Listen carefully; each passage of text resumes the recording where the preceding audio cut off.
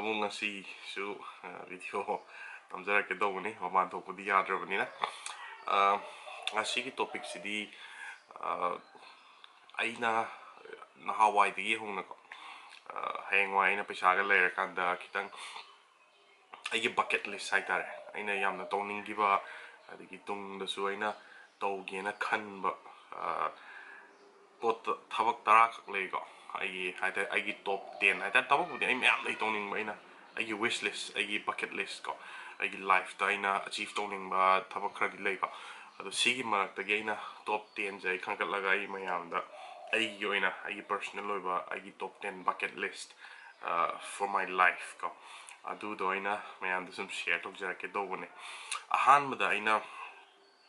ꯈ꯭ꯋꯥꯏꯗꯒꯤ ꯄꯥꯝꯖꯕ ꯑꯩꯅ ꯇꯧꯖꯅꯤꯡꯕ ꯍꯥꯏꯔꯒꯗꯤ ꯕꯨꯂꯦꯠ ꯔꯥꯏഡ് ꯇꯧꯕꯁꯦ ꯑꯩꯈꯣꯏꯒꯤ ꯔꯣꯌꯦꯜ ꯑꯦꯟꯐꯤꯜꯒꯨꯝꯕ ꯑꯩꯈꯣꯏꯒꯤ ꯕꯥꯏꯀꯤꯡ ꯇꯧꯔꯒ ꯂꯣꯡ ꯗꯤꯁꯇꯦꯟꯁ ꯇꯨꯔꯤꯡ ꯆꯠꯄꯁꯦ ꯑꯦꯗꯚꯦꯟꯆꯔ ꯇꯨꯔꯤꯡ ꯆꯠꯄꯁꯦ ꯑꯩ ꯌꯥꯝ ꯄꯥꯝꯖꯩꯌꯦꯕꯀꯣ ꯑꯗꯣ ꯈ꯭ꯋꯥꯏꯗꯒꯤ ꯑꯩꯅ ꯑꯍꯥꯟꯕꯗ ꯇꯧꯖꯅꯤꯡꯕꯁꯤ ꯑꯩꯈꯣꯏꯒꯤ ꯂꯦ ꯂꯗꯥꯛ ꯑꯩꯈꯣꯏꯒꯤ ꯃꯅꯥꯂꯤ ꯂꯦ ꯂꯗꯥꯛ ꯑꯗꯒꯤ ꯀꯔꯗꯨꯡꯂꯥ ꯑꯗꯒꯤ ꯄꯦꯡꯒꯣꯡ ꯂꯦꯛ ꯀꯥꯏꯅ ꯑꯩꯈꯣꯏꯅ ꯂꯩꯕ ꯃꯌꯥꯝꯗꯣ ꯑꯩꯈꯣꯏꯒꯤ ꯀꯩꯅꯣ 3 Idiots ꯃꯨꯚꯤꯗ ꯑꯩꯈꯣꯏ ꯂꯦꯛ ꯌꯥꯝ ꯐꯖꯕꯒ ꯀꯩꯅꯣ ꯇꯧꯕꯗꯣ ꯑꯗꯨꯒꯤ ꯖꯒꯥꯁꯤꯡꯗ ꯃꯣꯏ ꯌꯥꯝ ꯆꯠꯅꯕ ꯃꯌꯥꯝ ꯂꯩꯗꯅꯀꯣ ꯑꯗꯨꯒꯤꯗꯣ ꯑꯩꯁꯨ ꯑꯩꯒꯤ ꯕꯀꯦꯠ ꯂꯤꯁ ꯑꯍꯥꯟꯕ ꯑꯣꯏꯅ ꯑꯩꯒꯤꯁꯨ ꯄꯨꯟꯁꯤꯗ ꯑꯃꯨꯛꯇꯪꯗꯤ ꯆꯠꯅꯤꯡꯉꯦ ꯆꯠꯁꯨ ꯆꯠꯀꯅꯤ ꯑꯩ ꯅꯦꯛꯁ ꯌꯔꯒꯨꯝꯕ ꯑꯩ ꯇ꯭ꯔꯥꯏ ꯍꯥꯏꯐꯦꯠ ꯇꯧꯖꯒꯦ ꯑꯩ ꯍꯧꯖꯤꯛ ꯕꯥꯏꯛ ꯂꯩꯇꯦ ꯑꯗꯣ ꯑꯩ ꯕꯥꯏꯛ ꯑꯃ ꯂꯩꯅꯕ ꯄ꯭ꯂꯥꯟ ꯀꯟꯅ ꯇꯧꯔꯤ ꯀꯔꯤ ꯕꯥꯏꯛ ꯂꯩꯒꯗꯧꯕꯅꯣ ꯍꯥꯏꯕꯗꯨꯁꯨ ꯑꯩꯁꯨ ꯈꯪꯗꯦ ꯍꯥꯏꯐꯦꯠ ꯑꯩꯁꯨ ꯔꯤꯁꯔꯁꯄꯨꯗꯤ ꯇꯧꯖꯕꯅꯦ ꯑꯗꯣ ꯃꯈꯣꯏꯒꯤ ꯔꯣꯌꯦꯜ ꯑꯦꯟꯐꯤꯜꯒꯤ ꯍꯤꯃꯥꯂꯌꯥꯁꯦ ꯈꯤꯇꯪꯗꯤ ꯀꯩꯅꯣ ꯇꯧꯋꯦ ꯍꯥꯏ ꯄ꯭ꯔꯣꯕ꯭ꯂꯦꯃꯦꯇꯤꯛ ꯈꯤꯇꯪ ꯑꯣꯏ ꯍꯥꯏ ꯃꯁꯤꯒꯤ ꯒꯥꯔꯤꯁꯦ ꯑꯩꯅꯗꯤ ꯄꯥꯝꯕꯀꯣ ꯑꯗꯣ ꯑꯦꯗꯚꯦꯟꯆꯔꯒꯤ ꯑꯣꯏꯅ ꯀꯔꯝꯕꯅ ꯐꯒꯗꯒꯦ ꯍꯥꯏꯕꯗꯣ ꯑꯃꯨꯛ ꯃꯌꯥꯝꯒ ꯑꯃꯨꯛ ꯇꯥꯟꯅꯔꯒ ꯑꯃꯨꯛ ꯂꯩꯔꯝꯗꯥꯏꯗ ꯑꯃꯨꯛ ꯋꯥꯔꯤ ꯁꯥꯟꯅꯁꯦ ꯑꯩꯁꯦ ꯀꯃꯦꯟꯇꯁꯨ ꯑꯗꯨꯝ ꯄꯤꯕꯤꯔꯣ ꯃꯌꯥꯝ ꯑꯦꯗꯚꯦꯟꯆꯔ ꯇꯨꯔꯤꯡ ꯑꯦꯛꯁꯄꯤꯔꯤꯌꯦꯟꯁ ꯂꯩꯔꯕ ꯀꯥꯡꯕꯨꯁꯤꯡꯁꯤꯅ ꯀꯔꯝꯕ ꯕꯥꯏꯛꯅ ꯈ꯭ꯋꯥꯏꯗꯒꯤ ꯍꯦꯟꯅ ꯐꯒꯗꯒꯦ ꯈꯣꯠꯀꯗꯒꯦ ꯍꯥꯏꯕꯗꯣ ꯑꯩ ꯅꯦꯛꯁ ꯌꯔꯗꯩ ꯁꯣꯏꯗꯅ ꯆꯠꯅꯕ ꯑꯩ ꯄ꯭ꯂꯥꯟ ꯑꯃ ꯇꯧꯖꯒꯦ ꯁꯤꯒꯤ ꯃꯇꯨꯡꯗ ꯕꯥꯏꯀꯤꯡꯒꯤꯗ ꯑꯩꯒꯤ ꯁꯦꯀꯦꯟ ꯕꯀꯦꯠ ꯂꯤꯁ ꯍꯥꯏꯇꯥꯔꯦꯀꯣ ꯑꯩꯁꯦ ꯕꯥꯏꯛꯁꯦ ꯊꯧꯕꯁꯦ ꯑꯩ ꯌꯥꯝ ꯄꯥꯝꯖꯕ ꯑꯗꯨꯒ ꯉꯝꯈꯤꯗ꯭ꯔꯕ ꯍꯥꯏꯇꯥꯔꯦꯀꯣ ꯑꯩꯅ ꯃꯇꯝꯁꯨ ꯐꯪꯈꯤꯗꯕ ꯑꯗꯒꯤ ꯑꯩꯉꯣꯟꯗ ꯒꯥꯔꯤꯁꯨ ꯂꯩꯇꯕ ꯑꯗꯒꯤ ꯑꯩ ꯑꯇꯣꯞꯄ ꯀꯃꯤꯠꯃꯦꯟ ꯃꯌꯥꯝ ꯂꯩꯈꯤꯕꯗꯒꯤ ꯕꯥꯏꯀꯤꯡꯁꯦ ꯑꯩꯁꯦ ꯀꯌꯥ ꯉꯝꯈꯤꯗ꯭ꯔꯦ ꯑꯗꯣ ꯑꯩꯅ ꯑꯅꯤꯁꯨꯕ ꯑꯩꯒꯤ ꯕꯀꯦꯠ ꯂꯤꯁꯇ ꯑꯩꯅ ꯇꯧꯖꯅꯤꯡꯕ ꯑꯃ ꯍꯥꯏꯔꯒꯗꯤ ꯀꯟꯇꯤꯅ꯭ꯌꯨꯁꯂꯤ ꯉꯁꯥꯏꯒꯤ ꯕꯥꯏꯀꯤꯡꯒꯤꯗ ꯃꯈꯥ ꯇꯥꯔꯛꯄ ꯑꯣꯏꯅ ꯑꯩ ꯁꯥꯎꯠ ꯑꯦꯁꯤꯌꯥ ꯇꯨꯔ ꯇꯧꯅꯤꯡꯉꯦꯕ ꯑꯩꯈꯣꯏꯒꯤ ꯃ꯭ꯌꯥꯟꯃꯥꯔ ꯂꯥꯟꯊꯣꯛꯈ꯭ꯔꯒ ꯃꯣꯔꯦꯗꯒꯤ ꯃ꯭ꯌꯥꯟꯃꯥꯔ ꯂꯥꯟꯊꯣꯛꯈ꯭ꯔꯒ ꯂꯥꯎꯁ ꯚꯤꯌꯦꯠꯅꯥꯝ ꯑꯗꯒꯤ ꯊꯥꯏꯂꯦꯟ ꯑꯗꯩ ꯁꯤꯡꯒꯥꯄꯨꯔ ꯐꯥꯎꯕꯒꯤ ꯃꯣꯏ ꯕꯥꯏꯛꯇ ꯆꯠꯄꯗꯣ ꯑꯗꯨꯒꯤꯁꯨ ꯑꯩ ꯑꯃꯨꯛꯇꯪ ꯑꯩꯒꯤ ꯕꯀꯦꯠ ꯂꯤꯁꯇ ꯍꯥꯏꯇꯥꯔꯦꯀꯣ ꯃꯗꯨꯁꯨ ꯑꯩ ꯇꯧꯕ ꯉꯝꯕ ꯑꯣꯏꯖꯒꯦ ꯑꯗꯨꯒꯤ ꯑꯩ ꯄ꯭ꯂꯥꯟꯁꯨ ꯑꯗꯨꯝ ꯂꯩꯖꯔꯤ ꯑꯩꯁꯨ ꯌꯥꯝ ꯀꯟꯅ ꯔꯤꯁꯔꯁ ꯇꯧꯖꯕꯅꯦ ꯃꯗꯨꯒꯤ ꯕꯥꯏꯀꯤꯡꯗꯣ ꯑꯩ ꯑꯗꯨꯝ ꯑꯩ ꯄꯨꯟꯁꯤꯗ ꯑꯃꯨꯛꯇꯪꯗꯤ ꯑꯩ ꯇꯧꯒꯦꯅ ꯈꯜꯂꯦ ꯑꯗꯒꯤ ꯑꯍꯨꯝ ꯁꯨꯕꯁꯤꯅ ꯑꯩꯅ ꯌꯥꯝ ꯇꯧꯖꯅꯤꯡꯕ ꯍꯥꯏꯇꯥꯔꯦꯀꯣ ꯑꯍꯨꯝ ꯁꯨꯕꯁꯦ ꯑꯩꯁꯦ ꯑꯩ ꯂꯦꯐꯇꯤꯅꯦꯕꯀꯣ ꯑꯩꯁꯦ ꯂꯦꯐ ꯍꯦꯟꯗꯦꯗꯅꯦ ꯑꯗꯣ ꯑꯩꯁꯦ ꯒꯤꯇꯥꯔ ꯈꯣꯡꯕꯁꯦ ꯑꯩ ꯌꯥꯝꯅ ꯍꯩꯅꯤꯡꯉꯦ ꯑꯩ ꯀꯔꯤꯝ ꯍꯩꯇꯦ ꯃ꯭ꯌꯨꯖꯤꯛꯁꯦ ꯑꯩ ꯄꯨꯔꯥ ꯖꯤꯔꯣ ꯅꯣꯂꯦꯖꯅꯦꯕꯀꯣ ꯑꯗꯨꯅ ꯑꯩꯁꯦ ꯒꯤꯇꯥꯔ ꯈꯣꯡꯕꯁꯦ ꯑꯩ ꯌꯥꯝ ꯄꯥꯝꯖꯩ ꯇ꯭ꯔꯥꯏꯗꯤ ꯇꯧꯔꯦ ꯑꯗꯣ ꯔꯥꯏꯠ ꯍꯦꯟꯗꯦड ꯒꯤꯇꯥꯔꯅ ꯇ꯭ꯔꯥꯏ ꯇꯧꯕꯅꯤꯅ ꯑꯩꯉꯣꯟꯗꯗꯤ ꯍꯩꯅꯗ꯭ꯔꯦꯕꯀꯣ ꯂꯦꯐ ꯍꯦꯟꯗꯦड ꯒꯤꯇꯥꯔ ꯑꯣꯏꯅ ꯑꯩ ꯄꯥꯝꯃꯦ ꯌꯥꯝ ꯊꯤꯔꯝꯃꯦ ꯅꯍꯥꯟꯋꯥꯏ ꯑꯩ ꯕꯦꯡꯒ꯭ꯂꯣꯔꯗ ꯂꯩꯔꯤꯉꯩꯗ left ꯍꯦꯟꯗꯦड ꯒꯤꯇꯥꯔꯁꯦ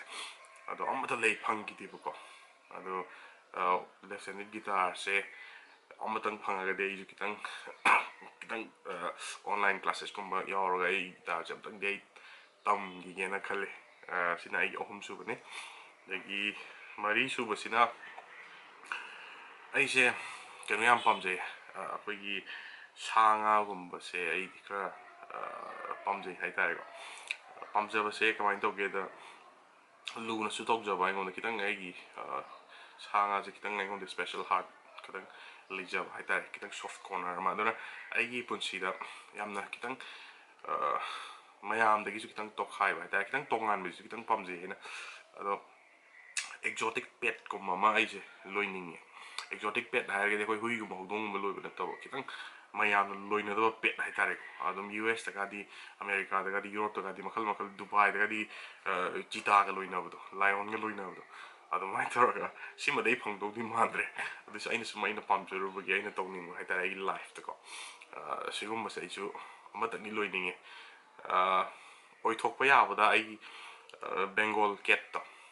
Bengal cat to aduma tangdei loijaninge ai noma khoi Manipur da so amadi ugre Bengal cat se inak nak na khoi sidagi keno dagi singe mai thong na toga akam pat ke dai dai Bengal cat amadi ugi admain tora ai su amatangdi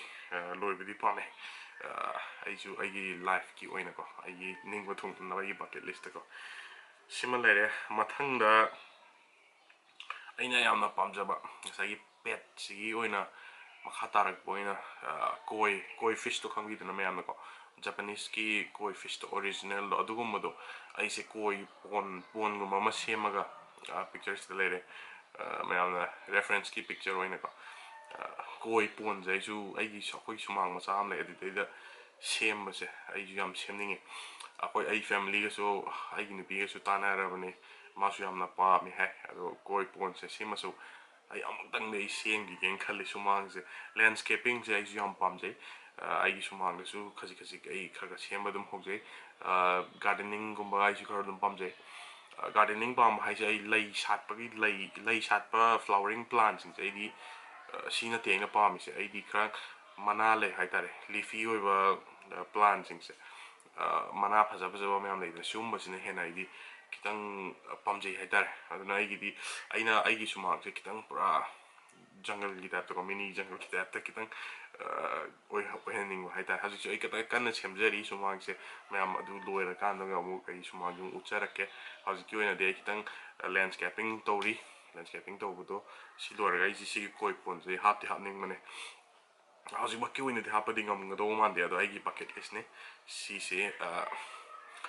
amtang ngamboi jage ado koi fish se simadi yam tang di tang mane breeding khoi India da gum Kolkata da gum ba koi fish se phangdi phange moi sina kita honge direct original Japan gi koi pon koi fish original lo adu di yam tang di tang mane adu di lei bangam do di made adu next da aise aine yamna pamjaba haitaraga de aise traveling to bu se yam pame nahawai ai se class 12 hobudagina dum traveling se yamna tora la eko ai Bangalore like tame class 12 tagina MBA bolusile aduna 11 years ko mai Bangalore le rame ko adada madugi marak tu dai se suti phangak pani khangde adagi aina sangak ko dam nai se ithan traveling yam tore adu YouTube di matam du hobdri bani tha ma ya di u phang roi ai mani bu thola khatani na YouTube tore se adu mamang tora magadi aina chatpa khotpa mayam do ai India gi mafam ayam loin chachere ada aina aigi bucket list ta aina chachaning bhage dai China se am chani magi mainly magi business ki line lom da ka ai China gi mo electronics ki mall ga le ba da gi akoi gi biking gi accessories kumba da gi electronics ki da gi pirol gi leidana ko khong kuma dum mayam gi mall mogi factory gum mayam da yam changning ebo adu changmang am so jage aduna gi list ta haitare ko lamate ju changing di mayam le adu aina China la short list stories na kai you know da actually kitang gi business oriented or ani ko aita aina kitang adu mo do kitang explore doning ba haitare aduga next I say YouTube aina horak pa se fazana nam de almost 1 year ong tangari ado I travel bloggers yam ojeni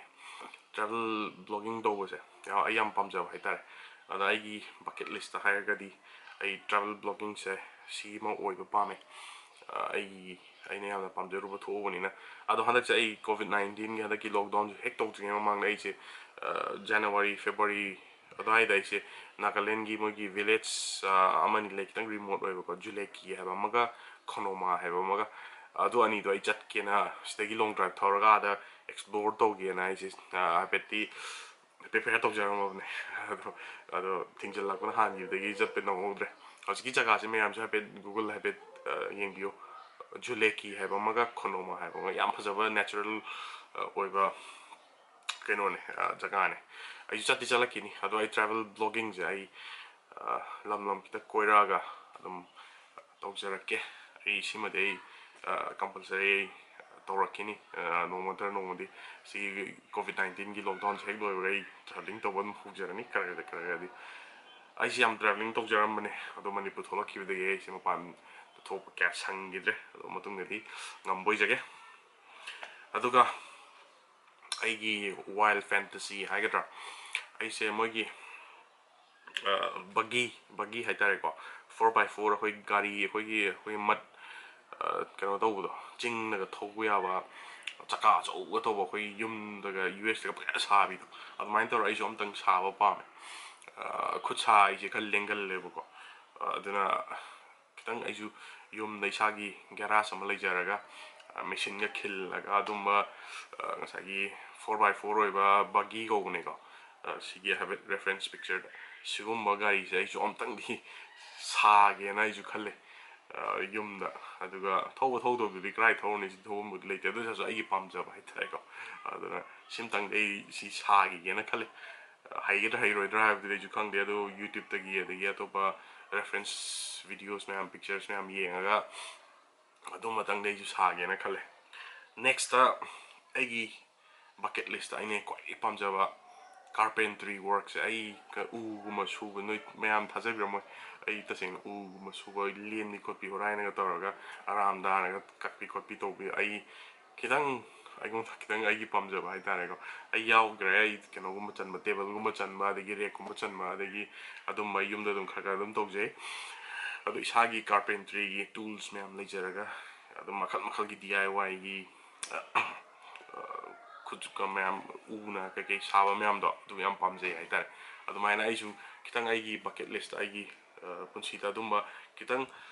garage को मम लेरगा carpentry works को मतो याबा workshop को मम लेरगा तोबदा याम पामजे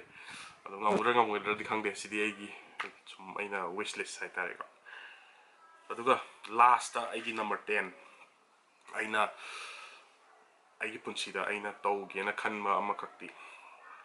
mai pak su oijage sise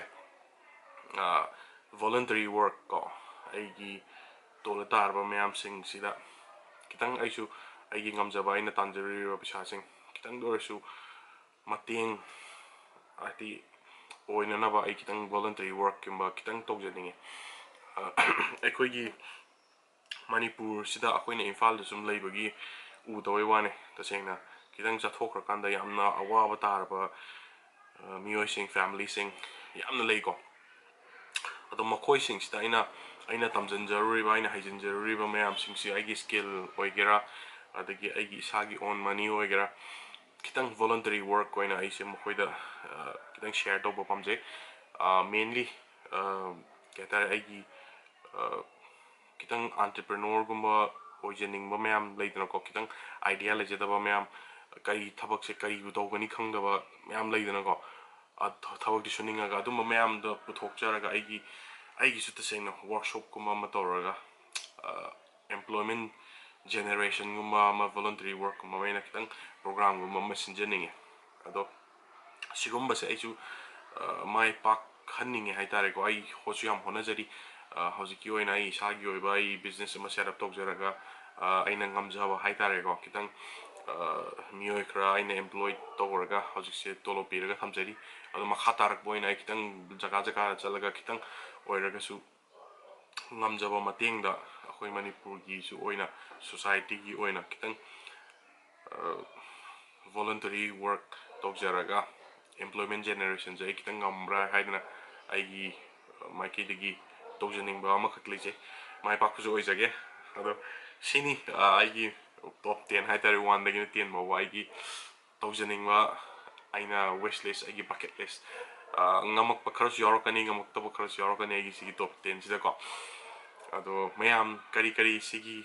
opinion kai lebige mayam su wish list mayam lebirangani comment ta bibiro share to biro kamai mai to ge khot ki haibo song gi ju pamjoba mayam lebirangani ado tanase discussion tong se makhada ko ado comment ai mayam gi comment loin pajai yari mkai chu reply dum tokjai ado mayam se dum comment bibiro mayam gi wish list to share to biro ꯑꯗꯣ ꯁꯤꯅꯤ ꯑꯗꯣ ꯃꯄꯥꯟ ꯊꯣꯛꯄꯤꯒꯅꯨ COVID-19 ꯂꯣꯏꯗ꯭ꯔꯤꯕ ꯐꯥꯎꯕꯗꯤ ꯑꯗꯣ ꯄꯣꯠ ꯆꯩ ꯂꯩꯔꯒꯁꯨ ꯑꯅꯛꯄꯗꯒꯤ ꯂꯩꯕꯤꯌꯨ ꯃꯄꯥꯟ ꯊꯣꯛꯑꯒ ꯂꯩꯕꯤꯒꯅꯨ ꯁꯦꯐꯇꯤ ꯏꯁ ꯗ ꯃꯦꯟ ꯄ꯭ꯔꯥꯏꯌꯣꯔꯤꯇꯤ ꯑꯗꯨꯅ ꯁꯤ ꯍꯥꯏꯔꯒ ꯑꯩ ꯂꯣꯏꯁꯤꯟꯖꯔꯒꯦ ꯊꯦꯡꯛ ꯌꯨ ꯁꯣ ꯃꯆ